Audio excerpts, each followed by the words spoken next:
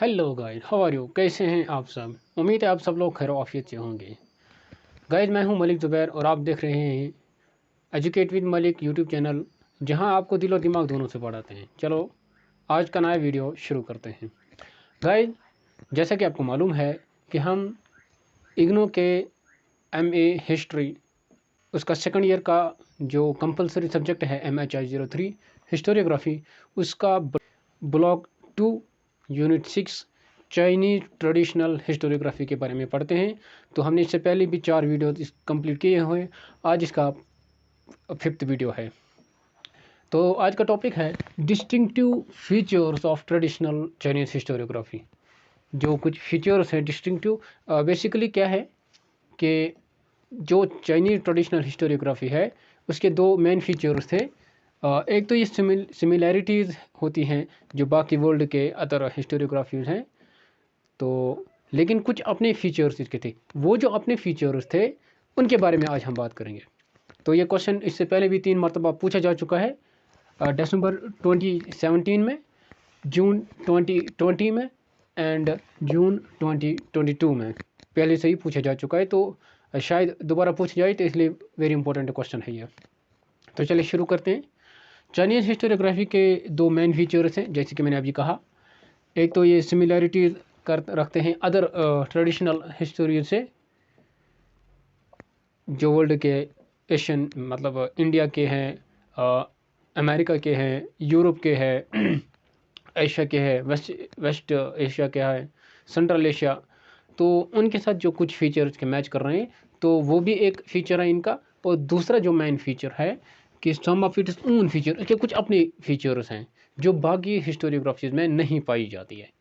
तो क्या क्या है? तो उनका पहला पॉइंट ये है ऑफिशियल हिस्ट्री। इनकी जो अपनी हिस्ट्रीज हैं वो ऑफिशियल है, यानी कि उसको ऑलमोस्ट ऑफिशियल ने लिखा है।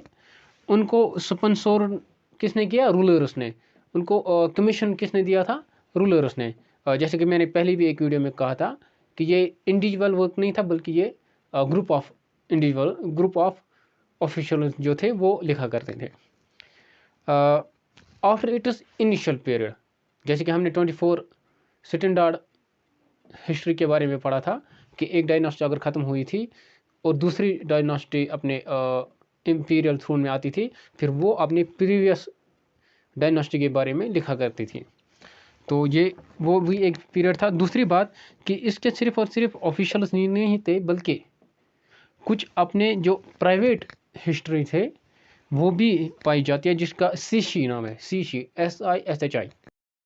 और जो प्राइवेट हिस्टोरियन थे जो उस वक़्त के हिस्ट्री लिखा करते थे चाइनीज ट्रेडिशनल हिस्ट्री में, तो अगरचे उन्होंने dominance of official historiography challenge नहीं किया था, और जो ऑफिशियल जो था, जो चाइनीज़ ने अपने ऑफिशियल उसके हाथों से वो लिखा था हिस्टोरियोग्राफी, तो उसमें ज़्यादातर तो एडमिनिस्ट्रेशन के बारे में है और बहुत कम रूलर्स और एम्परर्स के बारे में हिस्ट्री हमें मिलती है।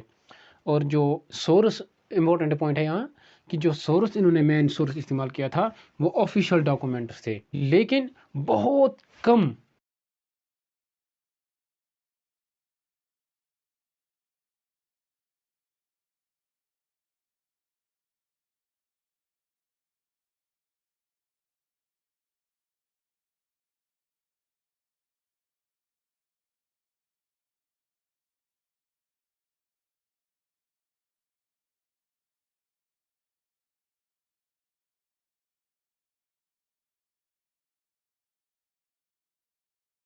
इसका दूसरा फीचर ये था कि नॉर्मेटिव हिस्ट्री। इसका मतलब यूँ है कि जो रीडर्स थे उनके लिए, जो मतलब पढ़ने वाले हैं, हिस्ट्री को पढ़ने वाले, ताकि उनके लिए गाइड प्रोवाइड हो सके।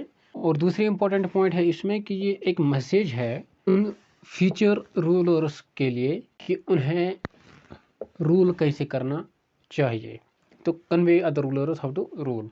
और ये आइडिया हासिल करने के लिए कि अगर उनके सामने कोई भी करंट प्रॉब्लम आ गई, उनके सामने मतलब जो उनके बाद में जो रूलर्स आएंगे उनके सामने कोई भी प्रॉब्लम आ गई, रिबेलियन आ गई, फॉरेन रूलर्स के फॉरेन पॉलिसीज बनानी है या क्या करना है क्या नहीं करना है, तो उनके बारे में एक आइडिया वो प्रोवाइड कर सकें।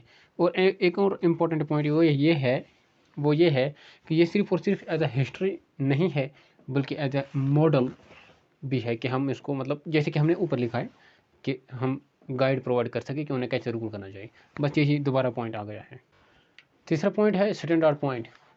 वो ये है कि ये जो स्टैंडर्ड फॉर्मेट का मतलब यूँ है कि जो पहली एक डायनास्टी ने हिस्ट्री लिखने का जो फॉर्मेट उन्होंने इस्तेमाल किया था, जो तरीका उन्होंने इख्तियार किया था कि पॉलिसीज़ जो उन्होंने रूल बनाए थे कि हमें अपने हिस्ट्री कैसे लिखनी चाहिए, तो वही उन्होंने कॉन्स्टेंट अप्लाई किया था। यानी कि एक डायनास्टी ख़त्म हुई, उन्होंने दूसरे के बारे में लिखा, फिर दूसरी डायनास्टी ख़त्म हुई, फिर तीसरी डायनास्टी, फिर चौथी डायनास्टी। जो एक डायनास्टी ने हिस्ट्री लिखने का जो तरीका इख्तियार किया था वो कंटिन्यूसली रहा, वो कॉन्स्टेंट रहा। और dynastic history and comprehensive history जो है वो सदियों तक लिखते रहे, और उसमें वही फॉर्मेट उन्होंने इस्तेमाल किया था जो पहले वाले ने किया था, सेक्शनल, और उसके बाद सब सेक्शनल, पर्टिकुलर टॉपिक पर पर्टिकुलर सेक्शन बनाया उन्होंने, और किसी पार्ट्स उन्होंने बनाए थे, वो स्टैंडर्ड्स उन्होंने बनाए थे, उनको कंटिन्यूसली उन्होंने अप्लाई किया था, ताकि जो लेटर हिस्टोरियंस हैं वो अपनी हिस्ट्री लिख सकें, वो आसानी से लिख सकें, उनके लिए एक पाथ बन जाए और easy path for other later historian. तो ये तीसरा एंड मेन इम्पोर्टेंट पॉइंट था। अब fourth and the last main important point वो है कि ऑब्जेक्टिविटी एंड इंटीग्रिटी। इसका मतलब ये है कि जो हिस्टोरियंस हैं, पहला हिस्टोरियन कौन था, ग्रैंड हिस्टोरियन कौन था, सिमाक्योन। जो बाकी हिस्टोरियन आएंगे या आए थे, उनकी ड्यूटी ये है कि वो रिकॉर्ड कर सके फैक्ट्स को एज ऑब्जेक्टिवली एज पॉसिबल, और उनको अपना कोई पर्सनल ओपिनियन नहीं देना है while recording the history. And जो भी वो लिखेंगे, जो पैराग्राफ वो लिखेंगे, जो भी पॉइंट वो लिखेंगे, वो उन्हें अपने तरीके से नहीं लिखना है, बल्कि true in the sense of his sources. उन्हें जो सोर्सेज हैं बिल्कुल टू द पॉइंट होना चाहिए था, एज पर सोर्स जो भी वो लिखेंगे। कट एंड इसका मतलब यूँ है कि कट एंड पेस्ट, जो भी पहले लिखा हुआ था उसी के हिसाब से उन्होंने लिखना होता है ऑफिशियली। दूसरी बात यह है कि जो कंपाइलेशन कर रहे थे या अरेंजमेंट कर रहे थे, उस वक्त वो बहुत ज़्यादा केयरफुल रहते थे, और आज भी जो भी हिस्ट्री बुक है, इम्पोर्टेंट टेक्स्ट है, आज भी मौजूद है, वो इन ओरिजिनल फॉर्मेट में अभी भी मौजूद है, अभी भी अवेलेबल है। तो गाइस, आज का ये इम्पोर्टेंट टॉपिक यहीं पर ख़त्म होता है। अब हम नेक्स्ट मेन इम्पोर्टेंट टॉपिक की ओर बढ़ेंगे। मिलते हैं अगले वीडियो में, तब तक के लिए दीजिए इजाज़त। Bye bye.